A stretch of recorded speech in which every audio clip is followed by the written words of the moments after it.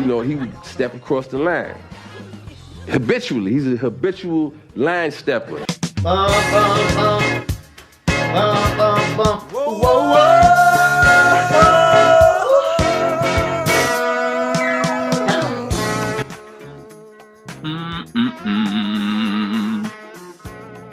What up, baby? Welcome back to the Habitual Line Stepper podcast, y'all. My name is Garrett Langley Henson. And I am Ricardo. Wait, what's my name? No, I'm just playing. Terry Ricardo DeShays of the second. Let's go. Right. We're starting off strong today, y'all. But to be honest, we're probably a little bit sluggish. The 2-week quarantine has turned into a year-long quarantine, and it's taking its toll on everyone. It's been about a year now since we started taking this shit serious. Yeah, man. What are your thoughts on the 1 year? Whole fucking year, man. Of the chapstick. You know what? Here's the things that we noticed throughout the shit, right? The pairs of shoes that I wear out has diminished by at least 60%. We just did like some spring cleaning at the crib. I have 8 pairs of shoes now. I got rid of it's gotta be at least 15 pairs of shoes. I was just like, I'm not wearing these shits no more. We ain't going nowhere. It's nowhere to go really. I've been wearing a lot of the same shit. We went shopping, got some shit. But it's like, when's the last time I went out to a bar and stayed out until 2 and had fun and fucked my shit up, fucked my shoes up, had a good time with the boys. That's what it was, a year ago. Literally, bro. Right before St. Patty's, bro. And then we were living in Durham, and Durham was super liberal, so liberal. And the rules that they enforced, they fucking shut down everything for weeks. Everything was fucking just shut down. They didn't even try to give you a social distancing type of thing. They just stopped serving shit at bars. They closed restaurants and shit for weeks. And that's when we fucking decided to move. We moved to Raleigh because we were like, bro, if they're gonna shut all this shit down, might as well keep on the Raleigh. But I tell you what, maybe Durham was onto something from the beginning, and they should have stayed everywhere closed. It wouldn't have been having a year-long anniversary party where I still got to wear a mask to a gas station. Terry, I went skiing this weekend, bro. There was a dude yelling at people for not wearing their mask on the ski slopes. While you were skiing? I'm outside on a fucking mountain, bro. It doesn't get more out in the open than that. I'm on top of a mountain. Oh my God. Son, let me tell you something right now. I ain't even gonna lie. When the shit first started, I was taking it serious as fuck. I was wearing my mask to my, not 8 to 5 job, every fucking day. But it's been so long now, it's just bro, fuck it, dude. If anyone should have caught the shit, it should have been me. I've played in at least 65 fucking soccer games. We had a bachelor and bachelorette party, and we had a wedding all in the same year. Not a single person, maybe 5 people that I know in that whole circle of things that I've done. And those are the only things I've done without a mask. I've gotten the shit. Yeah. Listen, and it wasn't super serious. Not to say don't take the shit serious, but at this point I'm like, bro, it's just people get jaded with it, and the fear factor loses its edge a little bit if you haven't been personally touched by somebody in your life passing from it. At the beginning, we were wearing gloves in the supermarket, and I was spraying down my mangoes before I put them in a salad. We were taking all these extra precautions. But now, a year later, I'm like, listen, Juan and Charlie Wilson are still alive. So this Corona shit, I probably don't have to wipe down my cans of soup first. Hey, look. As a so we don't get this episode banned again, these are all just theories that we have about it. This isn't a cure or remedy for anything. Do not shut down our YouTube fucking podcast again, YouTube. We are just talking about shit that's happening in our lives. All right? That's just first off. We should have said that at first. That's a disclaimer. How about that? But they always want to silence the truth, Terry. That's one thing we know for sure. Even though they said there's 33 subscribers, and that's 32 too many. It could get dangerous really quick. Hey, we got 37 now. We're coming up, baby. We're coming up. But look, here's the thing. Real shit. As a dude, I can honestly say I wash my hands more this year than I probably have in my entire life. It's not gonna fucking take it. Would you say you wash your hands? What do you say? Would you say you wash your hands more this year than the last 10 years combined? Bro, I said for the rest of my foreseeable life and the past. Like, this is the most I'm ever gonna wash my fucking hands. Swear to God. Bro, 75% of the dudes that walk in the bathroom, you see them, take a piss, take a shit sometimes too. Walk right out of the fucking bathroom. Yeah, unbelievable. Every fucking time. Clockwork, right? Am I lying? No. Exactly. Especially if it's not a restaurant. If it's a bar, forget about it. Dude, I've seen people who don't even have the decency to wipe the back of their ass pockets. They just shake it back. They just shake it off and go right off into the rest of the world with no repercussions. Hey, look, at least I had the decency to like put water on my fingertips and act like I was doing something.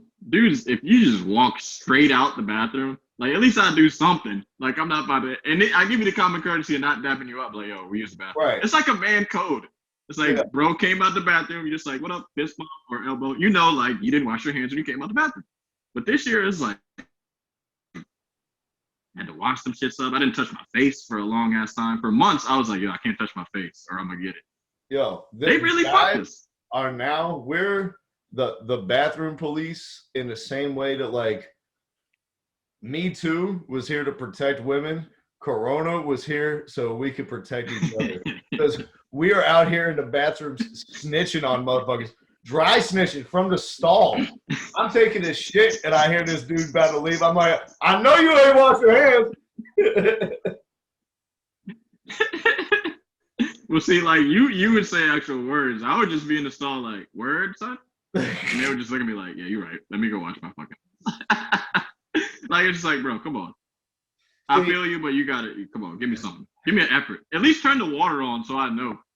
You don't even have to do it. Just at least hit the button.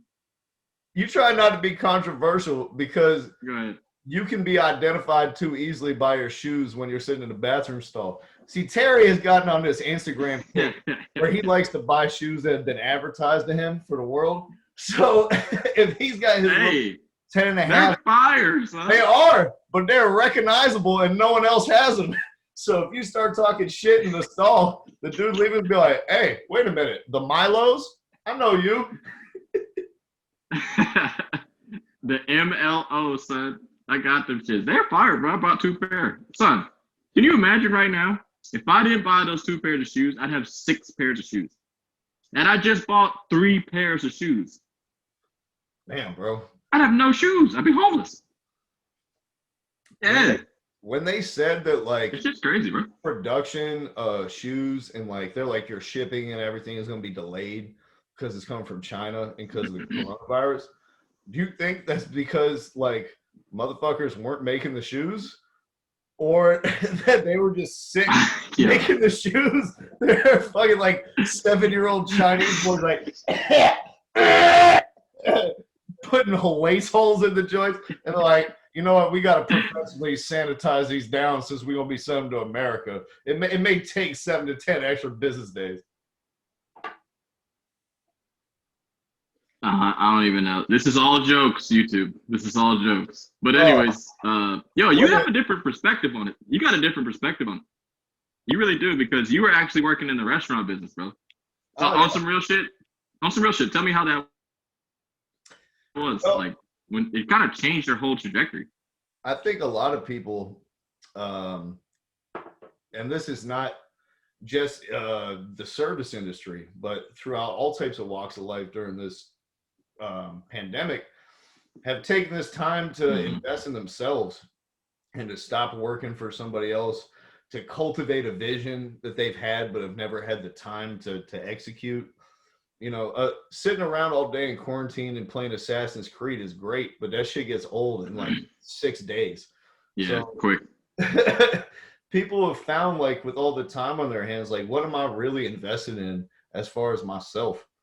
And I was no different in terms of this, and taking a leap to be out of the service industry and to not look back and to try to jump 2 feet into my career. So for me, and then get my coaching license for soccer, and continue to write, get better on that side of things, and to invest in my best friend in our podcast, and see where this can go and where this could take us.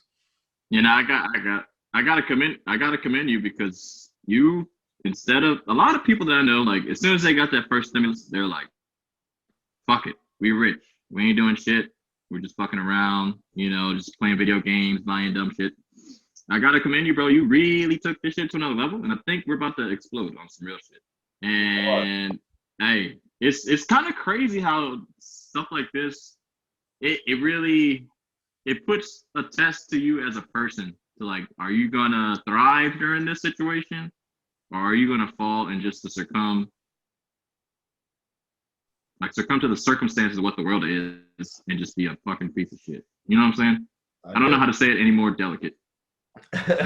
Well, man, this is a trying time for everyone. Fortunately, I've been blessed to be in a position where I went to school and graduated with no student aid debt, and so I didn't have that looming over my head while I also didn't have a job.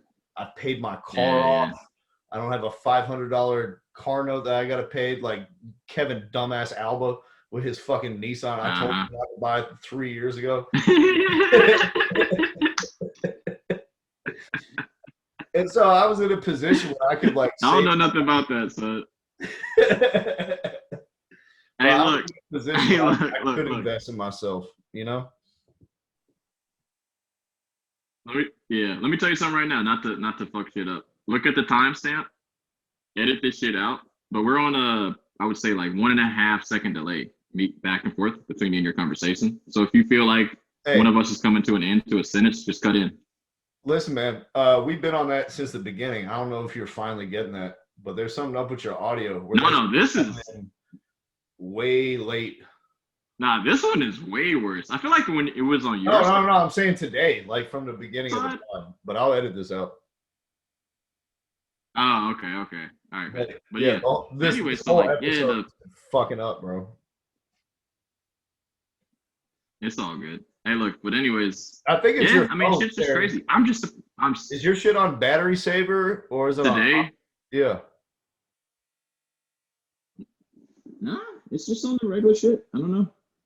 It's on the regular thing that it usually is on. Because your video is like slow too.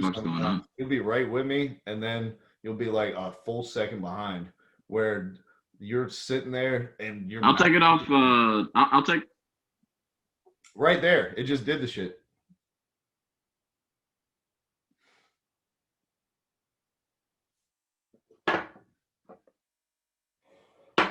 Now I gotta edit out me opening this fucking second beer. Jesus Christ. You back? Yeah, I'm back, baby. All right, you good. All right, what does it sound like now? It's a little better. What about now? Yeah, you're staying with it. All right, respond to this right now. Mm-hmm. All right, we good. Yeah, we good. It's barely a delay on this one. All right, we back. All right, I thought you were gonna give me something to respond to. Oh, no, like, how about this? I'm gonna say 1, 2, 3, and then you say 4 right after me. 1, 2, 3, 4. All right, yeah, we're good. We're kind of back and forth now. We're good. All right, what were we talking about? No, you were talking about that restaurant life shit and, like, succumbing to it and, not fall into it. But no, I commend everything that you've done for this shit, and this is dope as fuck. Corona's fucking sucked. I'm very fucking surprised that we're not back to regular life. Like, America usually doesn't do this shit. And this is some shit that might get this fucking episode canceled. Or, like, blocked, where you have to, like, do certain things to get the episode back on the air. But hey, man, stop talking about this shit because then they're gonna pay attention and really do it. I'm just saying, point, bro. Enough of these disclaimers. If we get blocked by the FBI, then so what, son? Nah, the news, bro. The news did this shit. I feel like the fucking media really wanted this shit to happen, and then when it happened, they were like, "Oh, we fucked up." You know when they always try to blow something out of proportion, like the fucking swine flu or Ebola or some shit. Yep. If we would have just lived our fucking lives and like, hey, look, some people are gonna die, some people are gonna not die. I mean, you know what I'm saying? It would have been whatever, and we would have been okay. That's just me. That sounds like a garbage ass take to me. Sounds like a guy who doesn't, what the fuck are you talking about? Sounds like a dude that doesn't read a lot to me. Yeah, son, I read. Just live. You be fine. That's not how Why pandemics work, dummy. Bro, Otherwise, fuck that pandemic shit. Bro, look at the countries and where they've been rebounded, where people can do normal shit. Yeah, the other countries, some of them are back. It's in places where they took it the most serious, not like where they were like, oh, let's just live our life as some people are going to die. And like Germany and Austria and these places like that, they're like, we're shutting shit down right the fuck now. The government was giving mad money to people like each week. They're like, don't even think about taking your ass back to work till the shit is safe. Wasn't no essential workers that they were making like in the restaurant. $2 an hour. Yeah, they're saying restaurant workers are essential workers, so I can get paid $2.15 an hour to give you to-go food that you're not even tipping me on. So they said none of that. It's not even that. It's not even that. It's the fact that there's no possibility. Like, we're different from other countries. This is the United States of America. So in that fact, every state has their own different laws and shit. And that's on Trump, yeah. But like, you can't force everyone to do one thing because we've made our like nation so individual. Like, you know, everything is individual. Everybody's on their own. I mean, there's checks and it's not possible to get everybody. Yeah, but it's not possible to get everybody to do one thing. It's not gonna happen ever. That's just not gonna happen. Hey, man. So and the fact that the way I was saying it, I was just like, we should have just said fuck it and just seen how it was gonna play out. I think I haven't gotten it, so this is just the way that I'm talking about it. But I've done a lot of things in which I should have if it was so, you know, crazy. Like, it is still crazy. It's a pandemic, I get it, but at the same time, a lot of people have been living their normal ass lives and they haven't even got it, and I'm just like questioning it at this point because it's been so long. It's been a long time. I think, Terry, you're speaking for all of us, where you're addressing the feeling of like at some point there's everyone wants to get back to their normal life at some point because it's been like people have the attitude. It's been like a year. I've touched shit. I haven't died. Like, let me do shit. But yeah, go ahead. And then just not to interrupt, but on the same vein, everyone's lives, and this is just for me, my wife's life hasn't like completely changed because we both work at places where the jobs didn't shut down. Like, our life was the same every fucking day. We did the same shit. We went to fucking work and we came back home. It was the same shit every fucking day. So it was a little, and bro, it was that I went to work, came back home, still played soccer, and went to practice and shit with no mask and everything, came back home. Everything was exactly the same. The only thing that changed was going out. I feel you. That was it. But think about also, Terry, where you and your wife both work for, right? Huge corporations that have the national infrastructure where you don't have to worry about your job if it's still going to be there. Any of that type of shit. I got an email the other day from the Black of the Future Action Fund, and they detailed that 85% of Black-owned businesses, like independently owned that are not corporations, nationwide are projected to close in the next year. No, I get it. I totally get it. That's what I was saying. It's just coming from the caveat of my perspective, right? You know, I feel you. But for a long time, the platitude that people would throw out about America is the foundation of America is its small businesses and entrepreneurship. And if that really is something to be venerated and it really is something to be celebrated in that regard, we have certainly failed during this pandemic period to provide resources for the so-called backbone of America. And what we may have witnessed is a even bigger shift of power towards corporations, monopolies, big money instead of your mom and pop shop. And you can see how this is borne out through Amazon. And Amazon during coronavirus has been everyone's one-stop shop for everything. Why the fuck would I go to my local hardware store when I can have same-day delivery for screws from Amazon to my house?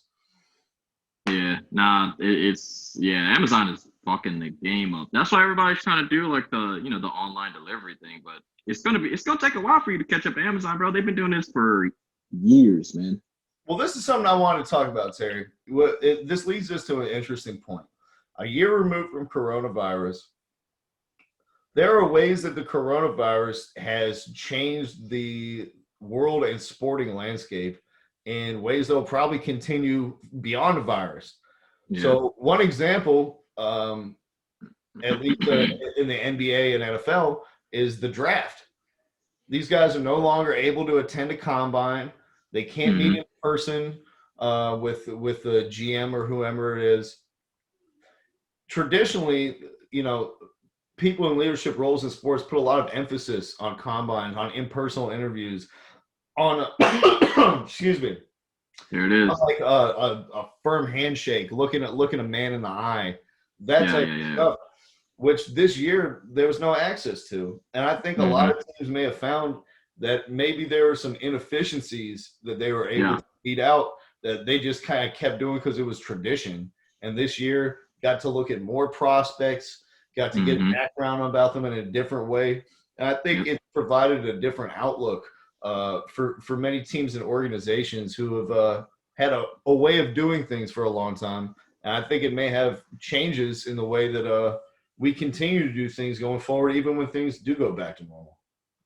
No, that makes a whole lot of sense. And to me, all that silly shit that's off the court nonsense, me shaking your hand, and this is the shit I used to tell motherfuckers. And me and you have played sports, me on a higher level, whatever, it doesn't matter. We know that, like, off the field, off the court, a lot of people are doing some wild ass shit. But when you get onto the field, you don't even think about that shit. You don't have any time to think about things that don't matter. Like, when you're playing, you're balling. It doesn't matter if you're fucking high off your mind or whatever the fuck. You're focused on the game. What else are you going to think about? You're not going to be thinking about, like, oh, shit, my mom just died, so I got to ball out for my mom. You'll think about that in the first 2 minutes. And then once the game starts, you're just thinking about the game. It's like people. I was going to make a Karl Anthony Towns joke, but I'm just going to keep it in. No. Let that shit fly, son. Let that shit fly. You told me I need to be more, how would I say this? Piece of shitty. It's just, I don't want to say flagrantity or whatever. Flagrantity? That's not even a word.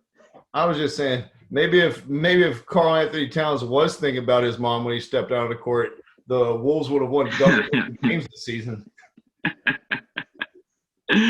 Possibly, man. Possibly. But like all that shaking your hand shit, like, is he a man or not? Like, that's fucking silly. That stuff is silly. But I think only this shit, as far as like the process of looking at prospects in like drafts and stuff, this will only help.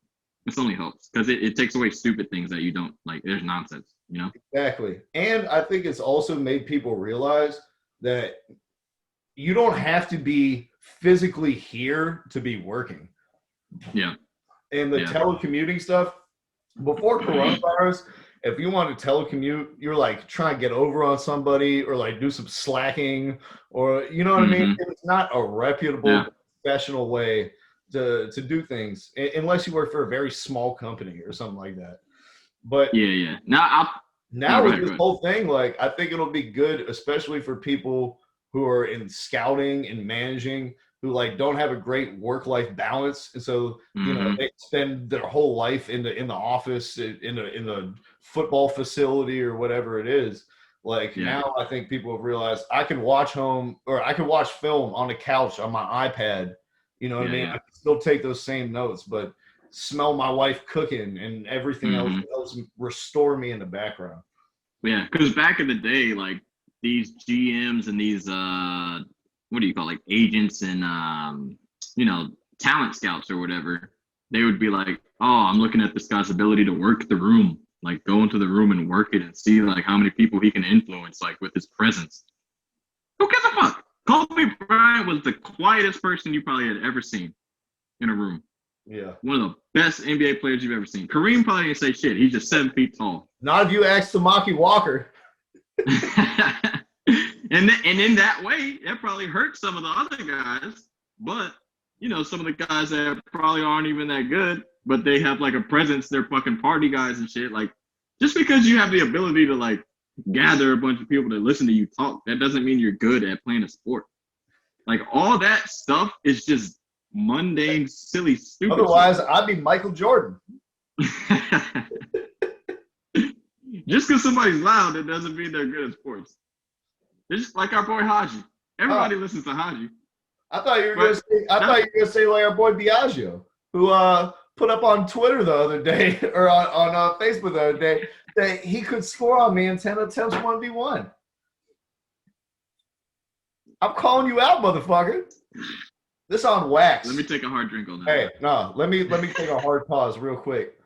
I will be in the Triangle area this weekend, hopefully. All right? It's going to be sunny. What, you taking all one-on-ones? It's going to be a sunny, a high of 71. Bring your gym shoes and your ankle braces. All right. You taking all one-on-ones? No, I'm just taking his big salami ass back to school. I'll take anyone who hasn't played basketball since the pandemic started. I'll take you one-on-one. Open invitations for anyone who hasn't shot a basketball since the pandemic. Ooh, shit. Have I shot a basketball this whole year? Maybe. I think I did. I think I did once or twice. I think I did once or twice. But yeah, hey, look, man, shit. The world is different, man. It is what it is. Some wild ass shit. Hey, one last lasting coronavirus thought about shit that is going to stick once we get back to normal. I was thinking about this the other day. Mm-hmm. Before coronavirus, wearing like one of these masks anywhere would not have been cool. Like, it was a little strange. Walking at a gas station with that, they would be like, "Hey, pull your shit down." Like, no. Wherever you wanted, you couldn't just walk around with a fucking goofy ass mask on like that wherever you want. Yeah. Now, forever forward, it's going to be acceptable to wear a mask wherever you want to go, and people are just going to assume they have some pre-existing condition where they're at risk or something or other. No one's going to get mad at you. So, how are robbers and burglars taking advantage of this information? Everyone is walking around with masks on, concealing their identity, and it's cool to conceal your identity and go wherever you want with no repercussions. So I'm interested to know. The gauntlet has been thrown down. Criminals, what are you going to do with this added bonus? You have leveled up. You have unlocked a new perk on your skill tree. You blend into the crowd, just like everyone else. Whose eyebrows are that? We'll never know. Commit some crimes. I'm sure crime is going up. I'm sure crime has gone up a lot. But I will say this. Ugly people, hey, they're back. Oh, glow up. They're back. Bro, no teeth, don't matter. Big ass nose, don't fucking matter. You ain't got no chin, don't even matter. You get up out the bed. Ladies or men, you get your eyes, you clean them out right, you put your eye makeup on, that's it. We're back, baby. We look all the same, son. And if you really like it, it's not too late to convert to Islam and throw on one of those burqas, homie. Let's go, baby. Take the mat, full coverage. Take the slit for a test spin.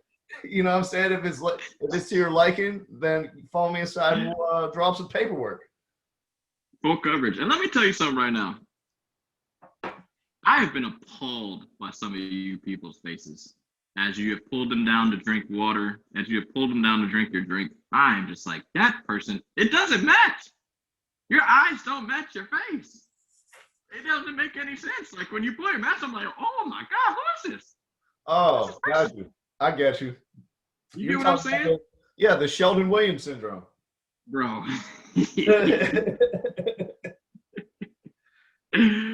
Big disrespect. Big disrespect. Big disrespect. Hey, shout out to the OG Hammerhead Shark himself. Yes, sir. Speaking of disrespect. Speaking of disrespect, you want to go ahead and talk about Barca? The disrespect. Well, I don't know if there is a more bigger disrespect than being arrested, raided in your own house. The former president of Barcelona, Josep Maria Bartomeu, along with 3 other members of the board, or former members of Barcelona's board, excuse me. Their homes were raided, and they were arrested this morning by the Spain's version of the FBI on grounds of corruption, conspiracy, and money laundering within the Spanish club. As far as embarrassing goes, Terry, I don't know if it gets much worse than being dragged out of your bed with. I imagine these old Spanish dudes are wearing some type of nightgown type of deal with polka dots and like one of those hats with the ball on. You know what I mean? Yeah. Getting pulled out from his ankles right from the bottom of the bed while his wife is still there, curled up with a toy dog nestled right next to her cheek. And then they published it. All right. So let me go ahead. Keep going. No, that's it. There wasn't much left in the bit. It's just then they take a picture of that and then it's on the front of the biggest newspaper in Spain. All right, look. Let me break this down for you can break it down further, but let me break this down for people who might not understand what we're talking about. And just for me, like I know these names, but I don't know them crazy. Mm-hmm. This is like if Jerry Jones or fucking, let's say Mark Cuban, like the names that you might know, people who've owned a team or like have been, presidents or whatever the fuck that, make moves throughout their team. This is if these dudes and the dudes before them were embezzling money from the team, taking that shit from the team that you could have used to buy players that you could have used to win a championship. They took that fucking money, put it in their own pockets, and said, fuck the team. And in the public eye, they're like, no, I'm really trying to help the team. Like I was all about the team. I wanted us to win. They were taking money from you, the fans.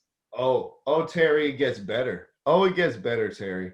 Keep it going. Not only were they taking money from the sporting project and investing it in their own personal companies and getting them contracts with Barcelona and shit, they also, which was where this whole investigation started, is when a newspaper in Barcelona reported that the former board, Bartomeu and these other guys who got arrested, had hired a social media conglomerate in Spain to launch a smear campaign against their own players because they thought that Messi, Piqué, and Ter Stegen had too much influence within the club. So they started paying outside newspapers to write bad articles about their players so they would gain less influence. Hold on.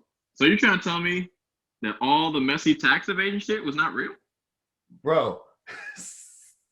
Whoever's Messi's lawyer is, Bartomeu needs to get that motherfucker. Because Messi got charged with like $300 million missing dollars, and they're talking about 40 years in prison in Argentina, and he got a little slap on the wrist. So whoever he got to do his shit, they need to look into that. Hey, look, to break it down, most of the time, rich people get away with whatever the fuck. So this shit is wild as fuck. Like, really imagine if the FBI raided Jerry Jones's house or Mark Cuban's house. Or fuck it, if they raided Michael Jordan's house, bruh. For being the fucking... No. Terry, I got the perfect one for you. All right? And arrested him. I got the perfect analogy for you, Terry. Donald Sterling was the old president of Barcelona, Sandro Rosell. Sandro Rosell had to step down from his position and was arrested for corruption and money laundering like 6 years ago, right? Yeah. So then Bartolomeo takes over. Steve Ballmer for the crook. And he goes, "Oh, thank God I'm here to save everything and put some legitimacy into this operation." It would be like if fucking the current owner of the Clippers, Steve Ballmer, 6 years later had the FBI come and arrest him for the same shit. Yeah, no, it makes total sense. It's fucking crazy. This shit's crazy. It's a crazy story, bro. Soccer, it's a worldwide thing, but it's not an American thing. You think the soap opera's crazy in our leagues? The leagues across the world, bro. Like the soccer shit is fucking insane. The corruption. But fuck soccer. This is like less about soccer and more about like a peek behind the curtain into some top level rich people shit that we don't see what's going on behind those doors. The dude Bartolomeo, who's the president who got charged with all the shit. He didn't even have a background in soccer. He was running the handball shit for Barcelona. I can't even make this up. He was running the handball operations when Rosell got arrested the first time. And then he weaseled his way over to the soccer side. Half of these dudes who are like on the board making these big decisions for Barcelona, they're not soccer people. They're like investment bankers, members of private equity groups, descendants of Spanish royalty, like shit like that. So they basically bought their way into the team, pretty much. This is like some real high level cover up, embezzling behind the scenes.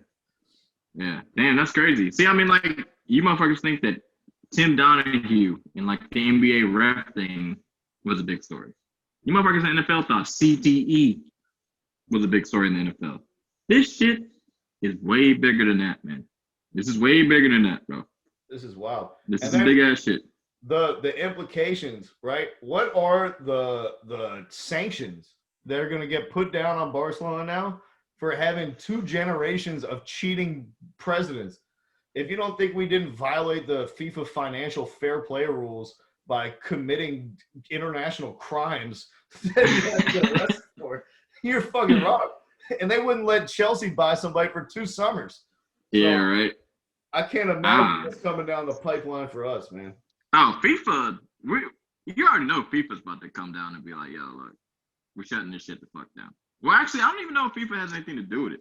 We'll see what goes down. It's the Spanish Confederation, like the La Liga or whatever. We'll see what goes down. And Barcelona might be in trouble. We already know FIFA is fucked.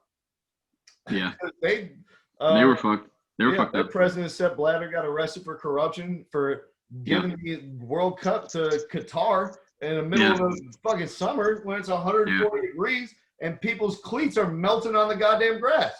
Yeah. It kind of reminds this Barcelona shit it reminds me of the Juve situation. It's not similar. But like Juve was betting on games and shit back in the day. Oh yeah, I remember that. You remember that? They got relegated.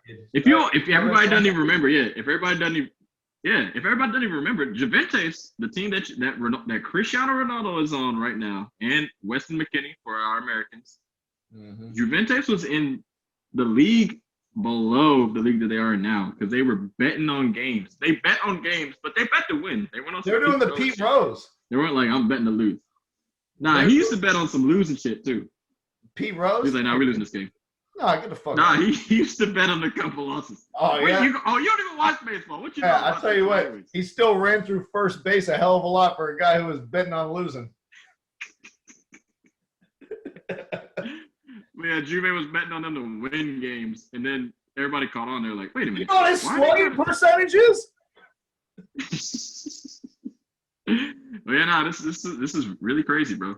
I'm glad you enlightened me on this story. Honestly, Well, so it's just now there are 2 cycles in a row that have had actual criminals as presidents since Joan Laporta took over. It started with the acquisition of Neymar, which put us in this whole gigantic hole and changed the whole paradigm of buying superstars as opposed to because he cost 222 million euros, right? No, he was. Come on. Like I thought it was 222, or is that what PSG bought? That was back to PSG. He cost like 110 for us. But the thing for him that made it shady is that like the majority of the money that Barcelona paid for him wasn't to his club Santos. It was to like private management groups in Brazil who all owned like 15% of Neymar. Okay. Golly. Yo, this shit is crazy as fuck, man. The soccer shit is like so more advanced. It's lawless. It's the fucking wild, wild west out here, man. And I fuck with it. I fuck with it. You can literally I like it. approach a fucking 16-year-old kid and be like, I'm going to get you a tryout for this team. And if you make it, I own 30% of the value of whatever you're going to be sold for the rest of your career. And it's kind of like if you're like a child Disney star. Yeah. Like when you make the money, you don't actually make any of that money you're getting when you're a fucking Disney star. Your parents get all of that shit. And they can decide if they want to give you the shit or not. Most good fucking parents, they will give it to you. But the child stars, they're just like, nah, we taking that shit. Nah, you make your money when you get older. You shouldn't give the child stars any money. You don't need to learn what blow feels like when you're 10 years old. All right? 10? Yeah. When you're a child star. Fuck 10. If I was 6 and you gave me $100. My dad, I won $100 when I was 6, and I bought a Nintendo 64 flat, straight out. I was like, give me that Nintendo. Imagine if you give me $1,000. I would have bought 100 Nintendos. Those motherfuckers don't know what they're doing. Blow? At 12? Tell that to the Olsen twins, bro. It's funny that you mentioned what you did with $100 when you were a little kid. That you went and bought a N64 straight cash. I had another story of when I got $100 as a kid. I didn't really take the same path as you. My dad and I was like the last hour before he was set to drop me off back to my mom, and we were sitting in Cold Stone eating a banana split or whatever the fuck before it was supposed to pick it up. And so he gives me $100 and he goes, just take it. Don't let your mother know. This is just for you. Don't tell your mother. Spend it on whatever you want. You hear me, Garrett? This is your money. This is not your mother's. This is your money. Spend it however you want. So I said, okay. Yeah. I was wonderful. So I took the $100, and as we were enjoying our Sunday, I noticed that other people in line, every time they put money in the tip jar, all the people from Cold Stone would stop what they're doing and break out into song for like 45 seconds. Yeah. So I saw the $1 was like a minute-long song. So I took my $100 up there and I put that bitch right in the tip jar without buying anything. Oh my God. And I expected these employees from Cold Stone to be singing for a good 6 hours.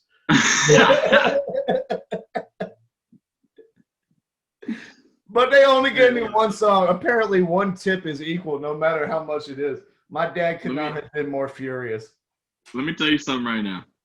You used to blow money when you were a kid, and it makes sense because you blow that shit now. It makes total sense, man. That's some shit you would do. You're too generous with your money, bro. You're so generous with it. Oh, man. I'm telling you, bro. It's like a makeup. It's like a makeup for like when you didn't have money. Like when you started making money, you were like, all right, bet. Everybody's getting drinks. You around me, you're getting drinks. You're getting whatever you want. Oh, you're struggling? Gotcha. Passing it out like it's nothing. Hey, look, you're a nice dude, but every now and then you need to cut that shit the fuck out. Cut them out, bro. Well, I think I have. Thanks to this pandemic again. We back. Once you get the money back, you go. Don't do it anymore. Don't do that shit. We already know. Between me and you, you're gonna get money again.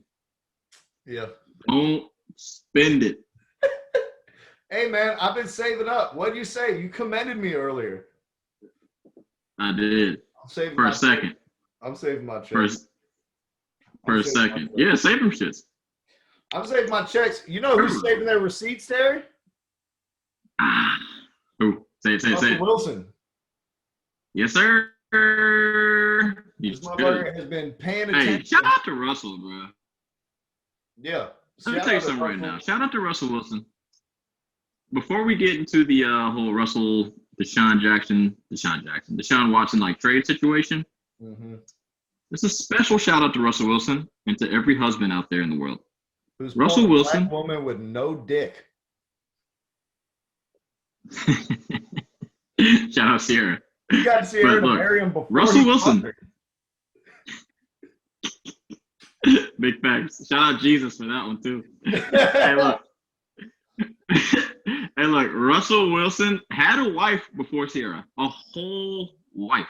You knew this. You knew this. I know you knew this, right? Yeah, I did. So He used to Russell play baseball has too. Yeah, he did. He did. Russell Wilson. I tell you what, he makes great decisions. He definitely does. Let me tell you something right now. And this is some shit you may not even know the story of the divorce. And this is why I commend my man Russell. My man Russell said, look, his wife, you know his first wife cheated on him with one of his teammates? Who? His first wife. Which player? Not No. which wife, which teammate, idiot. Don't know the teammate. Don't know the teammate. God. I hope I it do was not like a defensive tackle who would like really whip his ass. And so he was like, I'm just going to move on. Or it was the other way. And it was like the sixth receiver who's like his whole career is dependent upon Russell Wilson. And he's still like, I'm going to fuck your bitch. Yeah. I don't care. Yeah. Bro, not like let me tell you something about this bitch. You ruined your life. Not only did you ruin your life, I don't know what you went to college for. You probably went to college. I don't know what you were doing for a job. Maybe not nothing, because most of them aren't doing anything that are players wise. They usually don't have like a job or whatever. What are you doing? I'll tell you what she needs to do. She cheated on Russell Wilson. What? Terry, I'll tell you what she needs to do. She needs to fuck Future. No, it's not happening.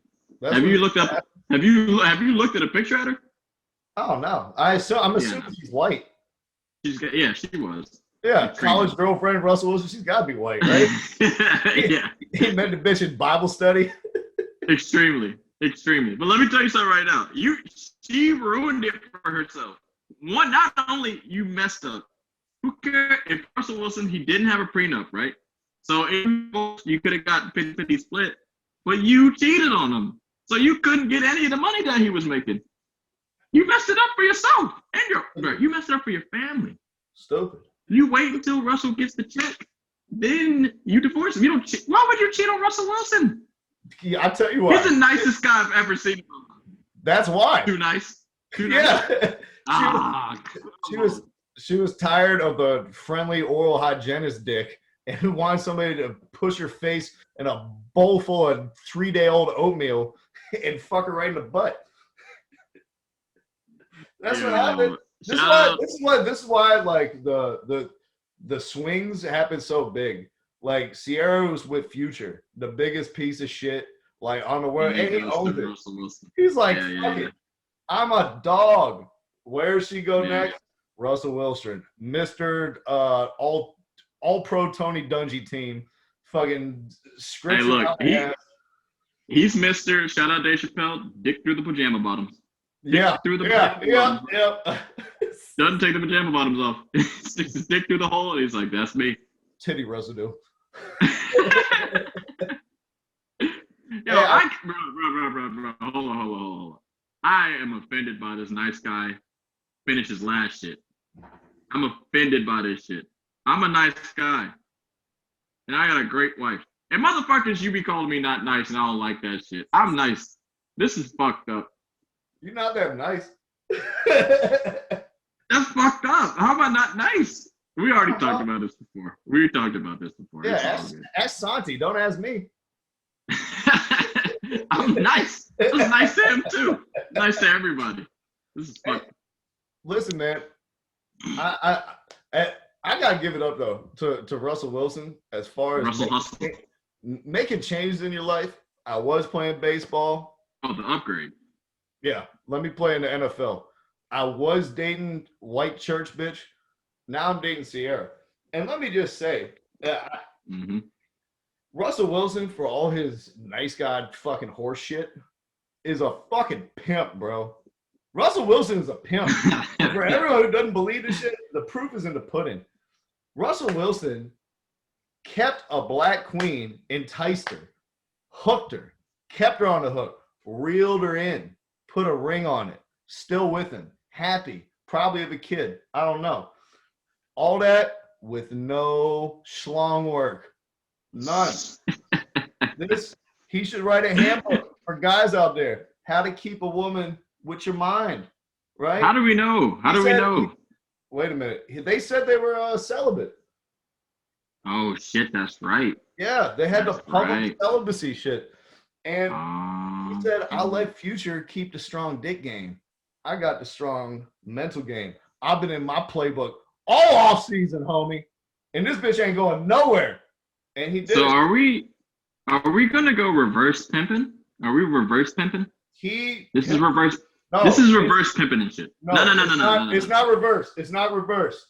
If pimping is Pikachu, what Russell Wilson doing right now is Raichu. He has elevated pimping to a new level where we. Wait a minute. Wait. I think I got it. You're not even catching that as pimping. I think I got it. You might be right. I think I just don't got the pimping. I never was a pimp. Let me get this straight. So Russell Wilson was using Future's dick as his own. Yes. And every time Sierra came, playmaker. It was actually Russell Wilson. Playmaker. Oh my God. Yes. I'll tell you what. Russell Wilson. Everyone says, what does everyone say about Russell Wilson? What do they say, right? He's an improviser. You get him in the sandlot, he draws it up in the dirt. He can make something happen out of nothing. You know what they never say about Russell Wilson? He's a meticulous planner. That's what they never say about him. Yes. That he set this whole shit up years ahead of time. Your boy went to the Super Bowl in his rookie year. It wasn't an accident, guys. Now listen, pimps, and pimpettes. Let me tell you some game right quick. I may not be a super pimp, but I've done some pimping shit in my life. Do not mistake this as you can do this. Russell Wilson still is a millionaire that had a great future going for him. He's a nice fucking dude, and he also was a stepdad, basically, to the fucking kid. No. Don't fuck around. Don't fuck around. Wilson. You can marry any R&B singer you want as long as you refuse to fuck her. No. That's the lesson. It's not happening. Only if your girl is born with a cock. Only if she gets so raw dogged before that I'll tell you who Sierra is now. It can work both ways. Sierra is a bitch that has been like she's hung out with everyone in the Justice League for like 2 decades. Like she remembers Batman before Robin was even in the picture and shit. And now she's like, you know what? I don't want a fucking Green Lantern. I don't want a Daredevil. I don't want a Superman. I just want Clark Kent. Let me tell you something right now. It goes both ways. And you know this. If you date a piece of shit, you end up marrying a nice guy. If you date a nice guy, you're going to end up marrying a piece of shit. It goes both ways, man. And that's how it happens. If you're a piece of shit, you're probably going to end up pregnant. I thought you were going to say good at sucking dick. Well, that goes without saying. Oh, man. Shout out to fathers that are horrible. You really changed the game for every guy out there, man. Hey, you know what? Shout out to all the Corona year fathers as well. Where oh yeah, Jesus. Oof. I got 2 special shout outs. I think both of them would have been fathers before Corona. It will continue to be excellent. You gonna put them out? You gonna put them out there on Jump Street? That's fine. Oh yeah, I'm proud of these motherfuckers, man. Malcolm and Alan, Malcolm Huntington Meath, Alan Herrera. Welcome to the Corona family. I'm happy you guys are expanding your playoff roster. You know what I mean? Shout out to your babies. The more the merrier, as far as I'm concerned. As long as I don't have to hold them or anything like that. Hey, look, let me tell y'all boys something right now. You got to be a good father, or you already know what's going to happen to him. You already know what's going to happen. If you're not a good father, you know what's going to happen to these girls. All right? From me to you, you got to be a good father. I'm telling you right now. We know girls that have had daddy issues. And that I thought this was just some bullshit TV shit. No. This is real shit. Terry, you're absolutely right. You're absolutely right. I It's want real my shit. daughter, listen, I want my daughter to be able to suck dick really well, but not because of me. Yeah, dude. You don't want that. You get out there and hone your skills just like in every other facet of your life. Don't do it because of your pent out rage trying to get back at me. I don't want that. Mm-mm. If I end up having a girl, I'll try to be the best Terry, father ever. you know what I think I just may have stumbled onto, bro? What? You know how you always see these overbearing sports parents? They're like, want to coach every minute of the kid's life, and they're like so invested in the kid's athletics. They want them to be a much better athlete, and the kid ends up like, fucking hating sports because their dad is all about it. I need to reverse it.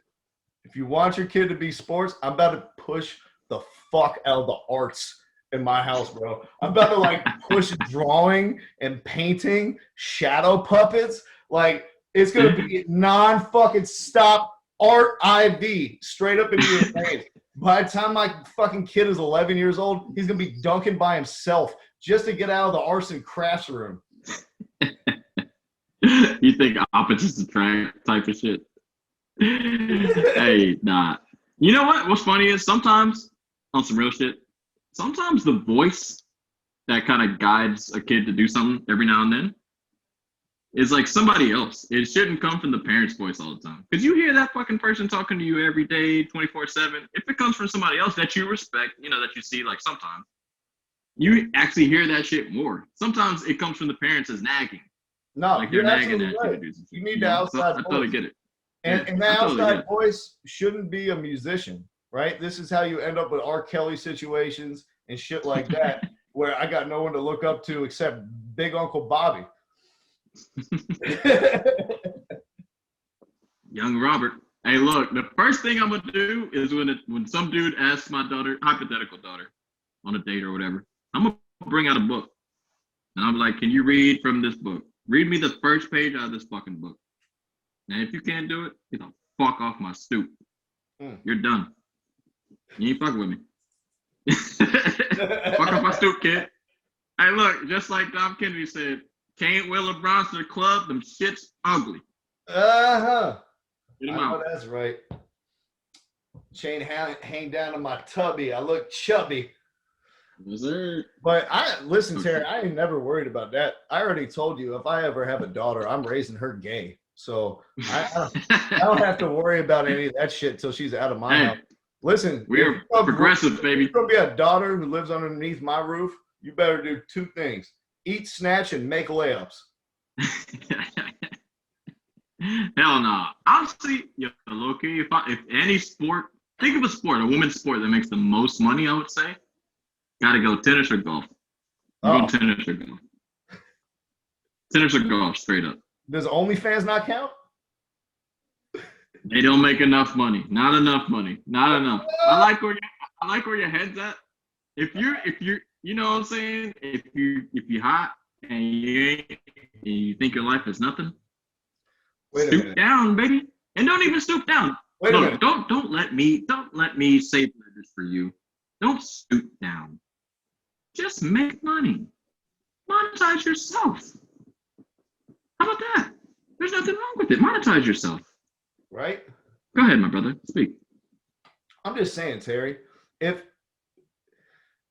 35 people would watch me stick my hand up my own ass, I wouldn't have to come up with elaborate rundown and analogies and introspective things about my past year with coronavirus. I just take my hand, I put it up my butt, right? If you got the ability to do that, then do it. I don't understand. This is shout out to the OG Patrice O'Neal. Stop having dignity when you're young. Did you watch? Be a hoe when you're young. Embrace the goodness of your body, and then when you're old, go back to school and try to better yourself. Don't do it in a reverse fashion. Easy, simple. Call it a hoe phase. If you didn't go through a hoe phase and you're it doesn't even have to be like simplified like that. If you're desiring something else while you're with someone, that means you didn't experience what you wanted to experience. You either experience it with that person, and some people, the motherfuckers are on their phones and shit too much to like be able to communicate with another person. I totally get it. I get it. But go through a whole phase. You have to do that to better yourself to come back. You know what I'm saying? And look, some people are different, but that's what I believe. And I feel like you might believe the same shit. If you didn't experience that shit, then you don't know what you want and what you don't want. Right. This is when you get fucked up and you're 40 years old trying to go back to school and fuck Chili's waitresses. It doesn't make any sense. You gotta do things in the proper timeline. Yeah. And I'll simplify the shit, right? If you're a parent and you have a kid, if you shelter the kid, and this pertains to you, if you shelter the kid, and then the kid, once the kid is free, the motherfucker's gonna go nuts. Listen, man, you gotta let the kid do shit. The older I get, you gotta let the kid express themselves. The older I get, the more I be giving parents a pass for shit. Like, the younger you are, I hear you. The simpler it is to like be a parent. And then, like, I'm sitting here right now, like, do I really have any confidence in myself that I could raise a decent human being? Absolutely not. No, you do. There's no way. You do. And that's one thing. Your mom gave you the confidence to be a good, I won't say like you're like the greatest human being of all time, but you definitely know how to communicate with people. You express yourself. You stand up for yourself. And like you stand up for yourself. You don't let motherfuckers step all over you and shit. Like that's if you put anything into someone's body, that's what I would put in anybody's like body and mind, and like to speak for like stand up for yourself. Fuck all that other shit. If you can stand up for yourself, you can be your own human. You're straight. Well, if I put everything else into another person's body, it's going to be about 3.5 inches. Hard. In the motherfucking paint, homie. Yes, sir. Hey, you know who also has been going hard in the paint, Terry? Your boy Lamelo Ball. First we gonna get this ball. Hey. Then we gonna get this ball. Yeah. Charlotte. Yeah. Shout out to the boy, the homie Matt Norvell, big Hornets fan, and Alan Burns. These guys have been getting on me all season because I haven't been giving LaMelo the proper respect. Yeah. You know, my friends like to hit me with these statistics. LaMelo is the first player since Oxford Robertson to average 13 points, 6 assists, 6 rebounds on 3.5 attempted threes a game while having a teammate who's named PJ. These guys are wilding. Hey, yo. Bathroom break. Edit point. All right. My bad. You good? This is our last segment, motherfucker. It don't matter. I gotta go. Oh, shit. How easy is it to edit shit and not edit? You said it's pretty easy? You still hear me?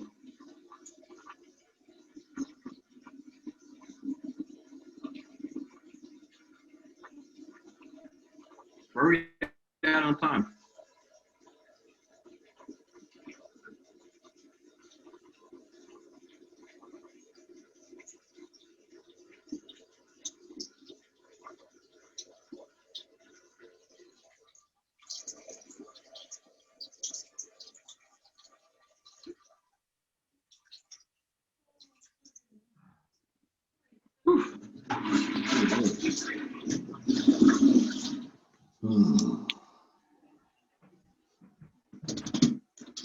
All right, we're back.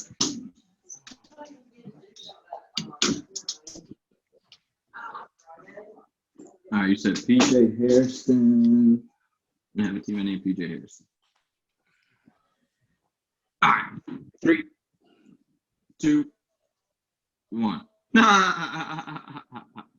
Yeah, man. You know how they just be coming up with those stats that mean nothing? All the fucking time.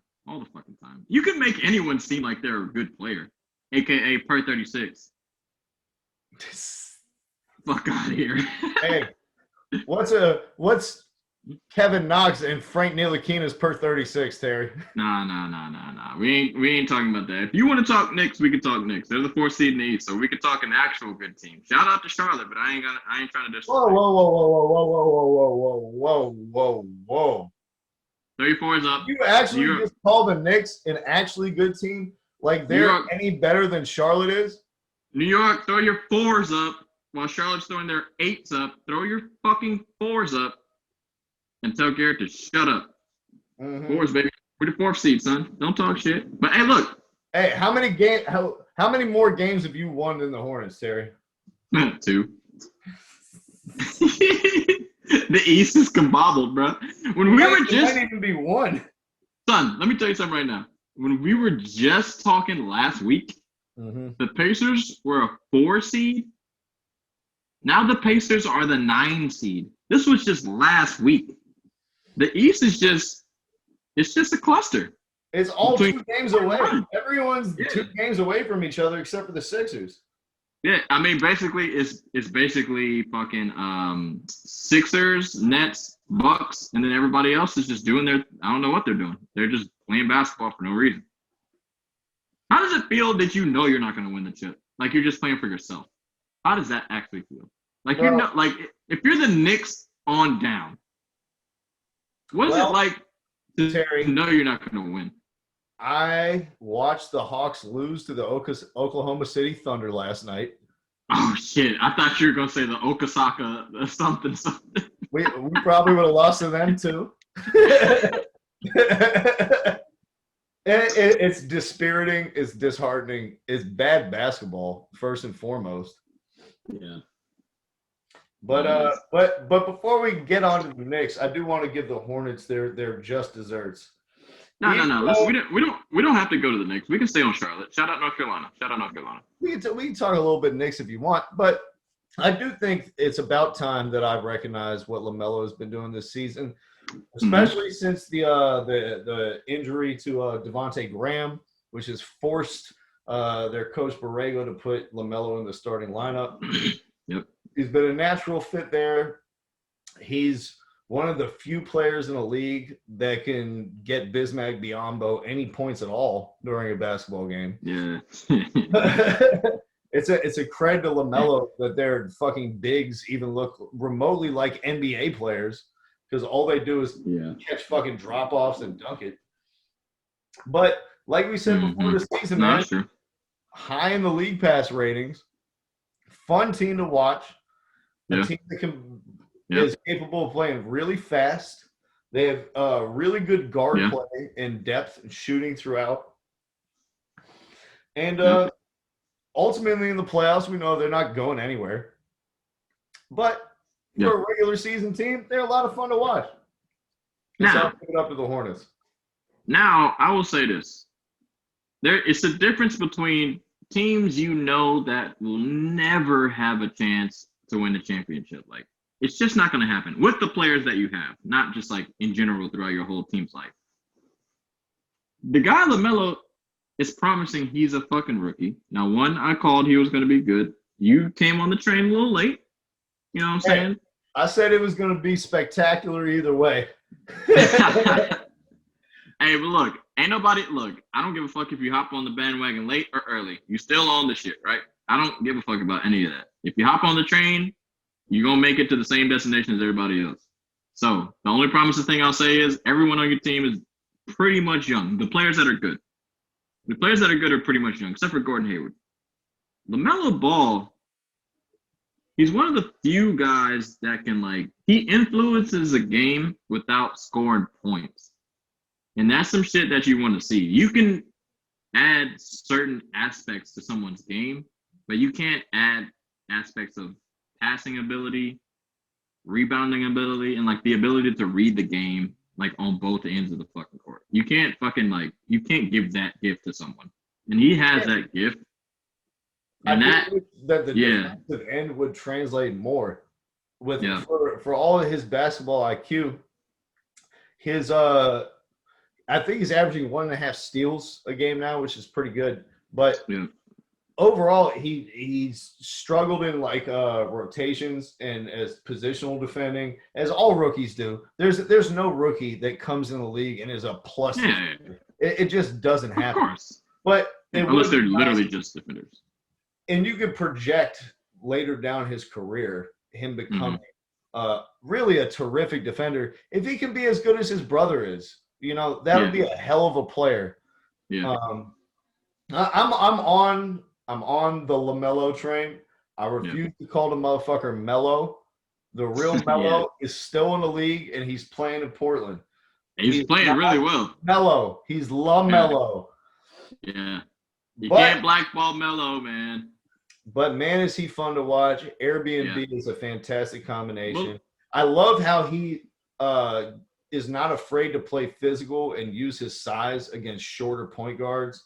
He had that one where he scored on Mike Conley. Right? The Mike Conley one. He kind of hit with the little He's too small. No, I get it. And I love seeing that, especially from a rookie. As he grows into his frame and becomes a lot stronger, he's going to be better at finishing through contact at the rim. A lot of times now he does the jelly fam type of package, the Kyrie Irving shit, where he's like switching hands and putting all this anguish on the ball. But ultimately, what you're doing is just avoiding contact to miss a layup. So it might be better served in some cases. Absorb the contact, make the basket, and take an and one instead of trying to go around the defender all the time. So these are all ththings that he'll get. He clearly has it. He clearly has. He's a phenomenal talent, and his teammates gravitate to him. It's going to be he's a beast. Exciting as somebody who lives in Charlotte to finally have a legitimate draw to go to the games for. And let me tell you something right now. Lock in real quick. First, RIP to the actual starter of the Jelly Fam movement, Isaiah Washington. He is trash, and he's not going to be an NBA player. So we'll go ahead and say that. Oh, I thought too short. I thought he died. Oh, no. He's not dead. He's just not good. None of them were ever good. Yeah. No, none of them were ever any good. The guy, bro, Isaiah was straight. He was just short. He was just too short. That's his only problem. He's just too short. He's not going to do anything. He's just too short, man. Like, the NBA has a height requirement sometimes. And it is what it is, you know? Shout out to Earl Brokens and fucking Muggsy Bogues. But it is what it is. Anyways, LaMelo Ball. This is the thing I'll say.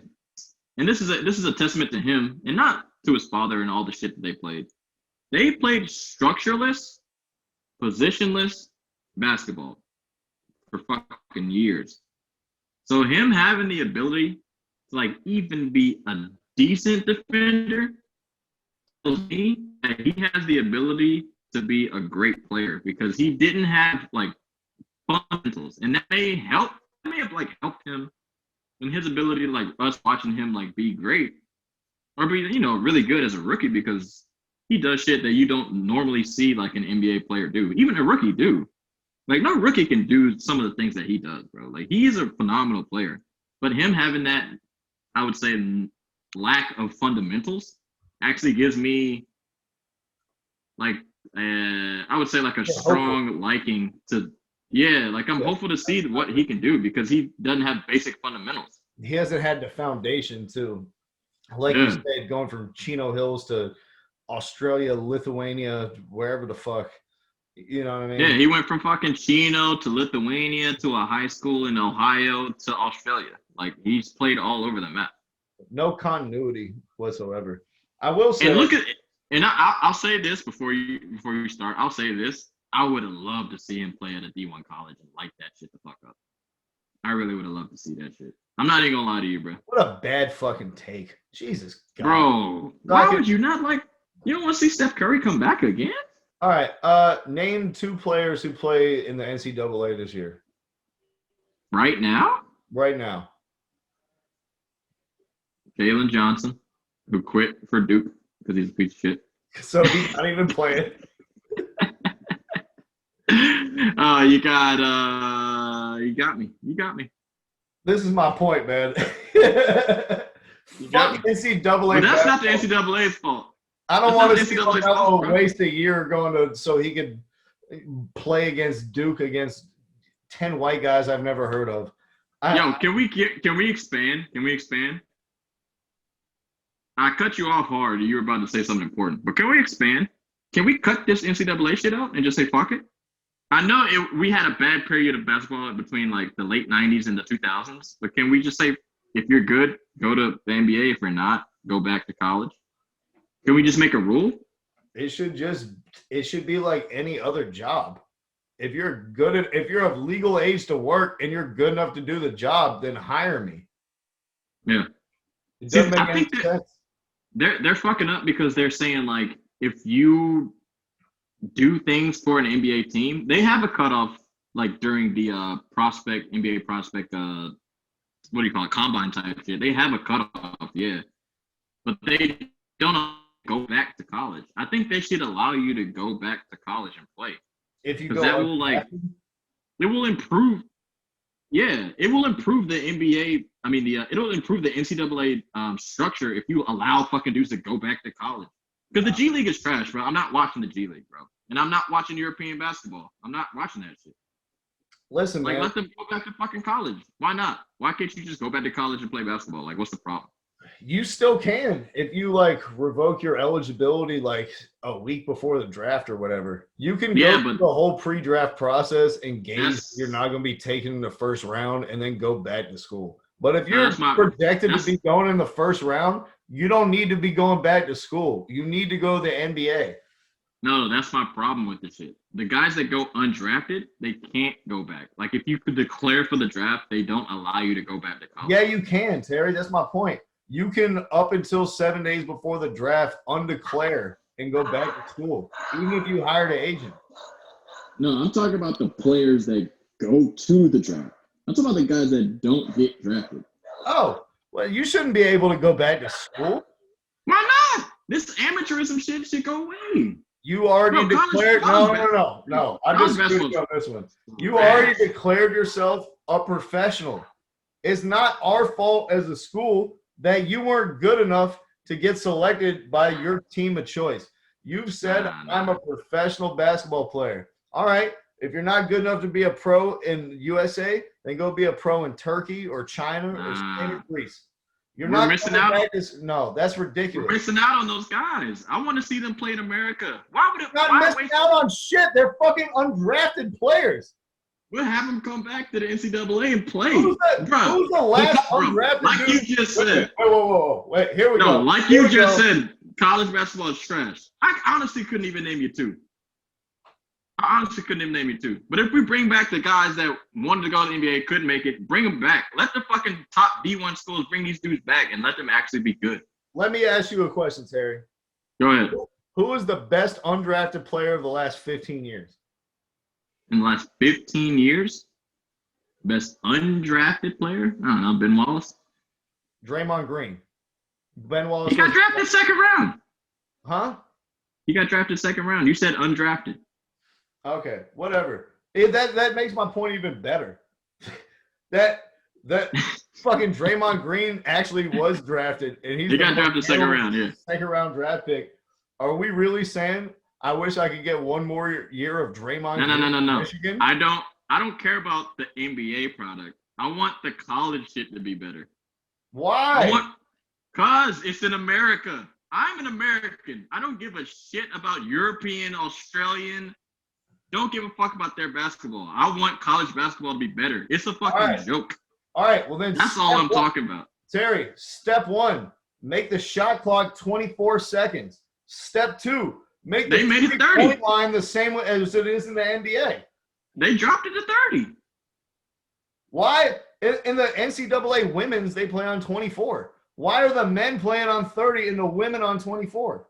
Because there's more men's college basketball teams than there are women's college basketball teams. They're trying to make that product better. That has nothing to do with the time, though. This is the thing with the men's college basketball shit. It's different than football and all the other sports. There are more teams that play Division I basketball in any sport. And I can say that without even like looking up the statistics on it. There are more Division I basketball men's teams than any sport in college. Okay. There's at least like 300 of those motherfuckers. So that's why you're competing against fucking high school teachers and LeBron James. Well, he didn't even play in the fucking college. I'll say you're competing against that and Kareem Abdul-Jabbar. It's a high school teacher and there's Kareem. They're all in the same fucking thing. Except I just want to bring back. There'll never be another Kareem. There'll never be another Kareem. Why would I'm just saying. Why in the modern era would a player ever win National Player of the Year 3 times and go back to school and graduate? Why would anyone? I'm not worried about the Kareems. I want to see fucking. Who do I want to see come back? Let me give you a name. You want John Shire? I want to see. You want Greg Paulus and you want Nolan Smith? No. See, you're talking about that shit. They are going to play 4 years and be shitty. I'm talking about fucking. What's a good name for me? Give me. I got it. Your boy, Go ahead. number 2 overall pick, Marvin Williams. No, that. I'm talking about Brandon Jennings. Give me Brandon back. He literally said, fuck it. Went to fucking Australia or wherever the fuck he went and then came back. Why can't I have Brandon Jennings back? Nah, son. He wants to be straight. Let him be good in college. Let him be good in college. Ball out. If he's not good enough, come back. No one gives a fuck, bro. Moutier went to China. He's Bro. so big. So we got to miss out on him taking Moutier's trash. shots a game at SMU? Who gives a fuck? He would have balled out. You don't want to see like Jimmer Fredette. Was he not fun? He was fun. All these electrifying NBA. dudes. You don't want to see some. That's my point. Who cares about that? I'm talking about, bro. I'm not That's talking my about NBA. point, I'm talking about college. I'm only talking about college. College is supposed to be full of a bunch of Jimmer Fredettes who play hard and fucking like they have amazing moments. Not make it. It's not supposed. But you're talking about the NBA. I want to get the college game back. College is garbage now, and that's due to coronavirus. A little. I would say a little bit. No, college was but it's been worse before coronavirus. It's been worse, but it's really bad now. It's really bad now. Let me tell you a secret about college basketball, Terry. All right? Amateurism is trash. In each conference, the Big Ten Player of the Year is the best player in that whole conference. He's bad. Get minutes on the fucking Magic. I don't care about that NBA shit. If you're gonna rise, sucks. I don't want to watch it. So what you're only gonna watch the NBA? You don't watch nothing else? You don't want to watch anything else? I watch UNC Duke, and if there's any generational prospects who come up, I'll watch them. We have a luxury. But we have a luxury of that though. We have a luxury of having UNC and Duke. Right. Everybody don't. If we didn't have that, I wouldn't watch it at all. I want to see some exciting shit. And Duke is bad this year. They're horrible. This is my point. The only reason I'll watch NCAA is if there's a dude who's about to go to the NBA next year, and I'm trying to get the first look at him. I don't give a fuck about any college achievements, statistics, any of that. I don't care who the best fourth-year senior at Wisconsin is. I really don't. No, I'm not talking about that. This is the thing I'm talking about. I say do whatever the fuck you want. If you're good enough to go in high school, go.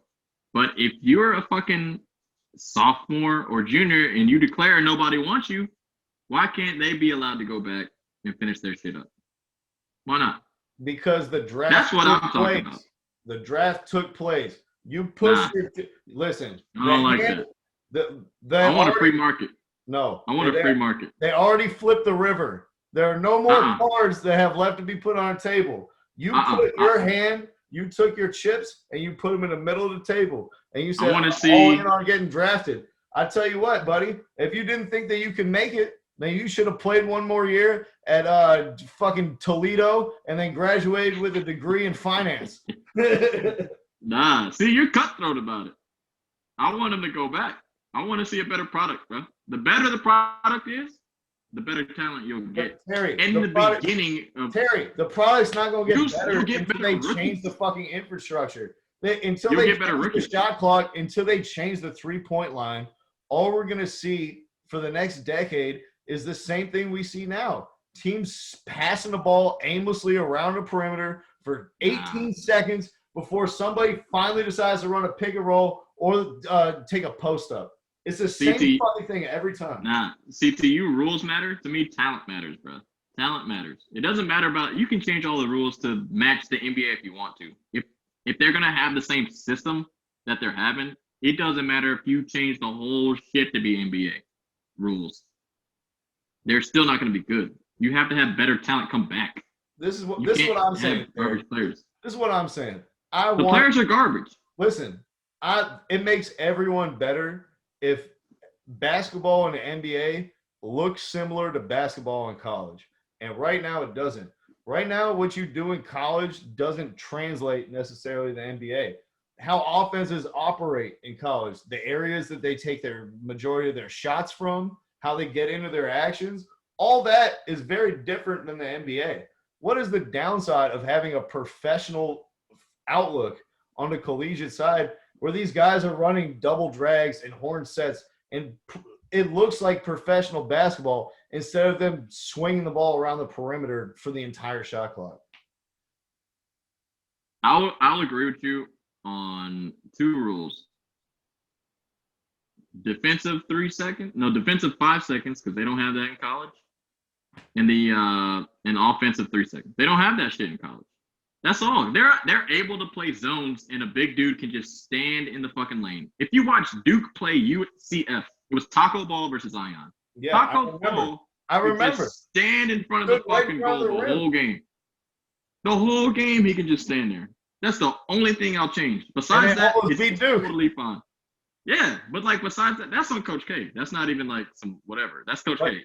But so this is my thing, Terry. You're going to get a better product if you have better talent. That's all I'm saying. I'll agree with you on some of the rules, but not everything. You don't have to change everything. You're going to also get a better product if the players in college are doing the things that they're going to be doing in the NBA. So you could see it translates, right? I only agree with that. I only agree with that if it's football, not basketball. Basketball is basketball. This is why 3-and-D guys are the easiest players to project from college to the NBA. Because what they do in college is what they're going to do in the NBA. But you watch for example, a big man in college, they don't fucking do anything but shoot hook shots and putbacks and get rebounds. If you look at Bam Adebayo or Karl Anthony Towns in Kentucky, not a semblance of their offensive repertoire that they have now. The big man's dead. Into it. And it's across the board.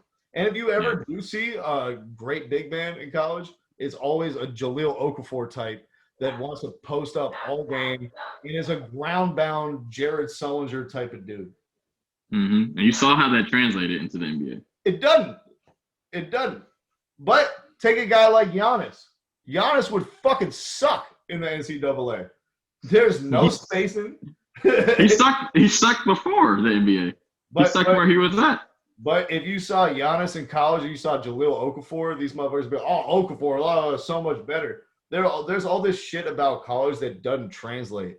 Like Lamelo would be a better NBA player than a college player because of all this space that's afforded. I disagree. Higher level. Oh, way better. I disagree. This is what Luka said when he came over from Europe. He said the NBA is easier than it is in Europe because there's more space. No, I get it, but I disagree because if you're way more talented, in which the argument I'm saying, it doesn't matter it doesn't matter what the rules and shit are. If you're way better than these guys, you're gonna be better and you're gonna look better. It doesn't matter about that shit. LaMelo Ball is not way better than these guys. He's not that dude. He's better than he's supposed to be in college right now. He's better than all them guys. No, he's not. He scored 25 a game. Cade Cunningham would absolutely be drafted over LaMelo Ball today. Who the fuck is Cade Cunningham? All right. Listen. Exactly. Who is it? Bro. I don't know why I'm trying to take advice from you on collegiate basketball. I don't even like collegiate basketball, and I still know the best players in it. Son, they're all bad, though. I'm not watching that shit. They're all bad. No, Duke is, Duke is 7-11. Not everyone is all bad, Terry, because then there'd be no good players coming out in the last 3 drafts. So not everyone is bad. College basketball is bad. Let me tell you something. Let me tell you something about the rules of college basketball. Who are the best players in the NBA right now? Who are the best players in the NBA right now? Right now. Kawhi. High school. Giannis, Kawhi went to school for 2 years. Giannis didn't go to college. Embiid, Jokic. Embiid went to college, played 12 games. Jokic didn't go to college.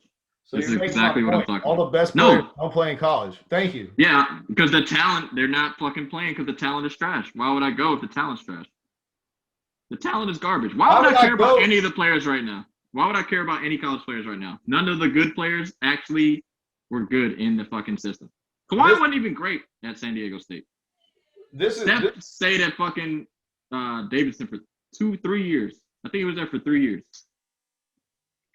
Why? He couldn't come out. He wasn't ready. Yes, no, it's only because of bad scouting. He should have come out his fucking sophomore year. The best one and done. There's no reason that we wasted 2 of Steph Curry's years on the NCAA when they could have been in the NBA. No, he wasn't ready. But I'm saying this one and done shit ain't working. All I'm saying is if you're good enough, go. If you're not, stay. The best players either stayed a while or didn't go to college at all. That's what I'm saying. College basketball's trash. That's all I'm saying. There's no more like looking at the model from like way back when fucking Bobby Knight was coaching and you said, Grant Hill played 3 years at Duke and he was the number 1 player. That shit he was good, dead, bro. Yeah. If you're the number 1 player, then you're playing 1 season and then you're going to the NBA. If you have a chance to get drafted number 1, if you have a chance of getting drafted in the first round, don't go back to school. Go to the NBA. That's not true. These one and done. The best one and done player now is Kevin Durant, and he played years ago. These one and done guys now aren't that good. There are tons of one and dones that are great. They're not that good. Zion was a one and done. He shouldn't have went to college. John Morant. He shouldn't even have went to college. Josh shouldn't have went to college either. Bro, a lot of these other dudes are Anthony horrible. Davis, one and done. Karl Anthony Towns, one and done. Not good.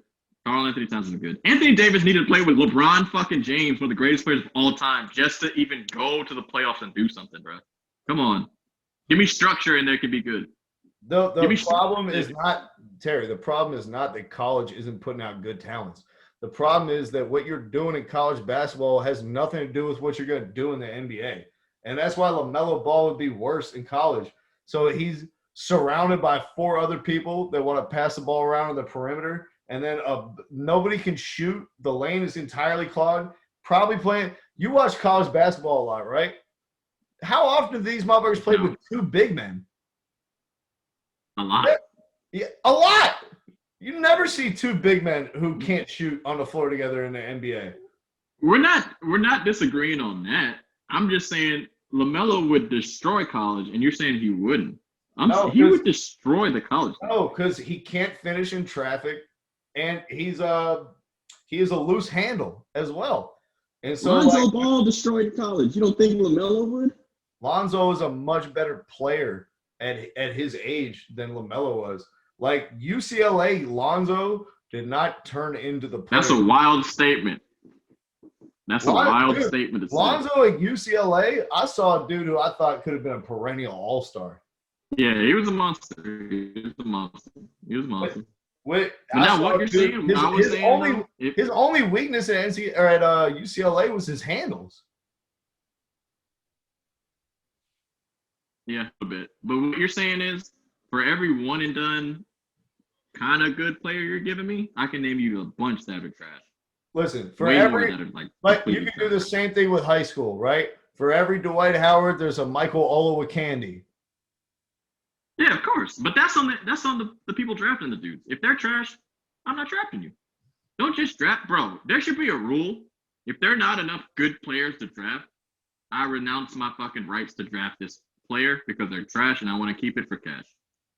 I want that as a fucking rule.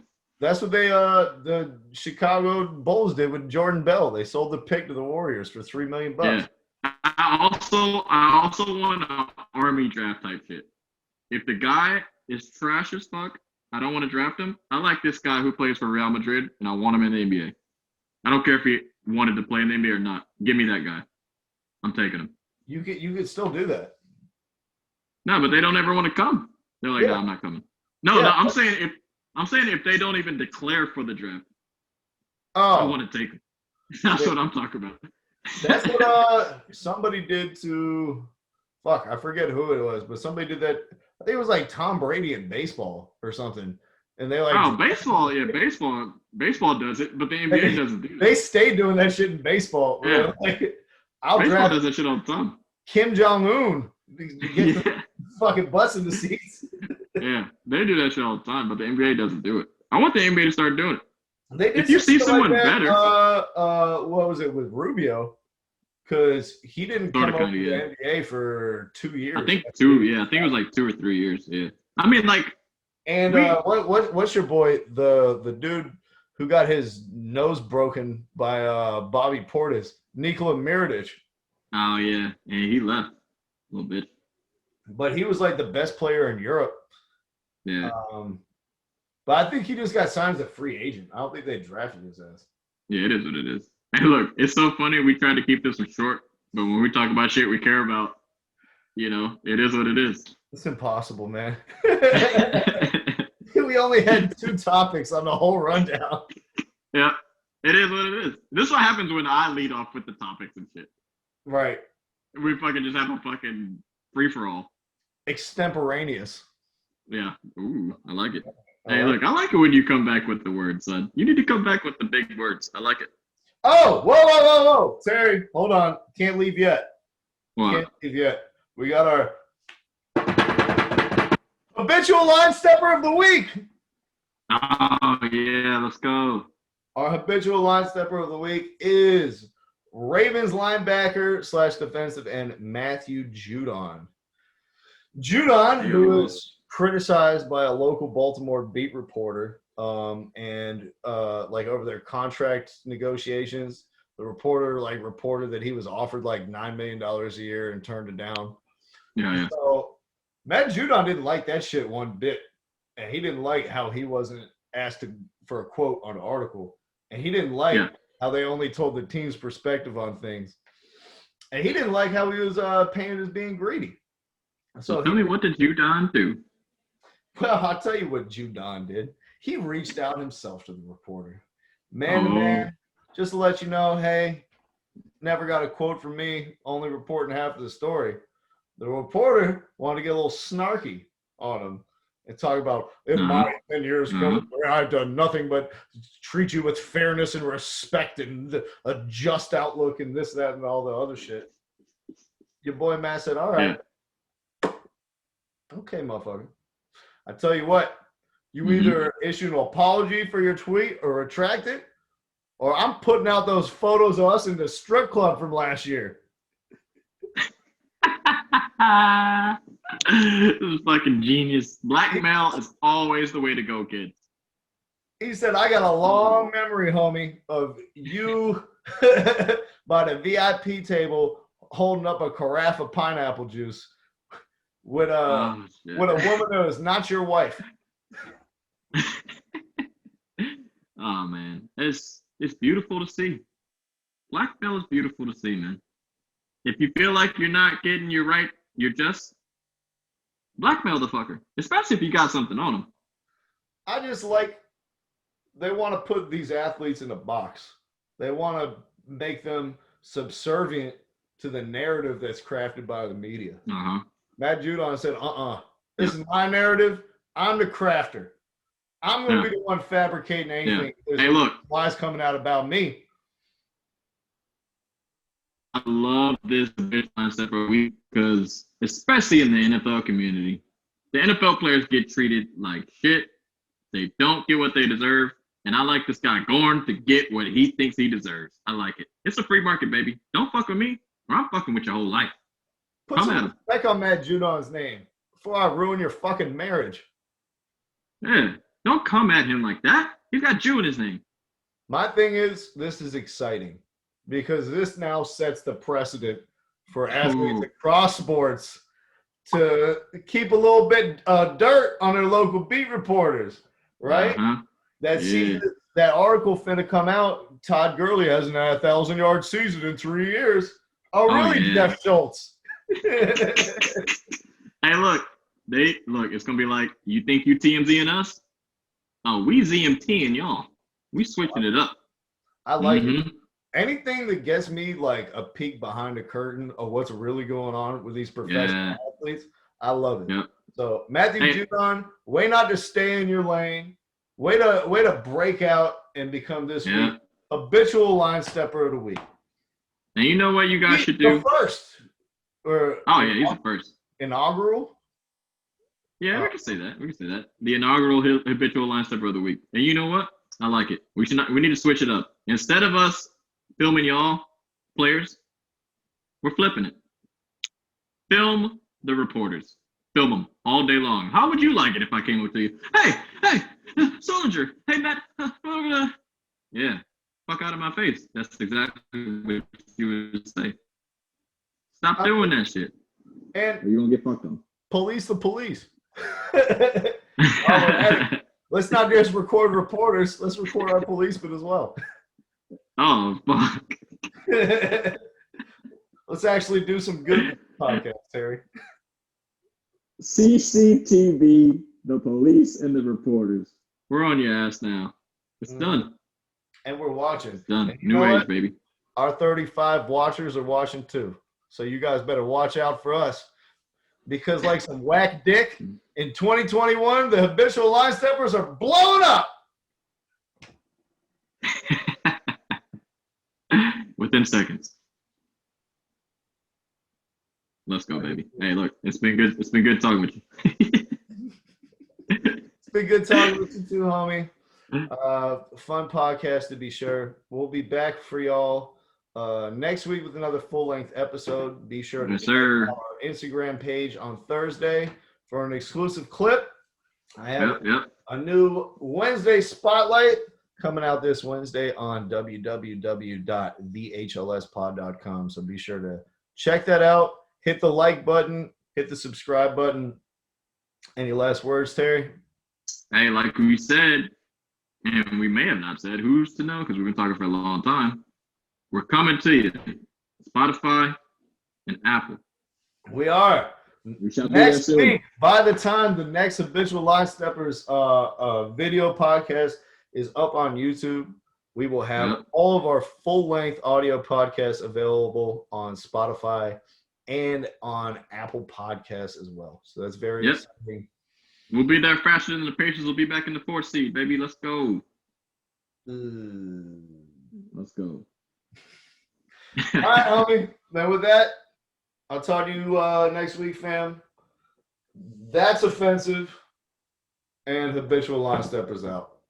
All right, man. Thanks for stepping across the line with us. Thank you for listening to our podcast this evening. Thank you. You're far too kind.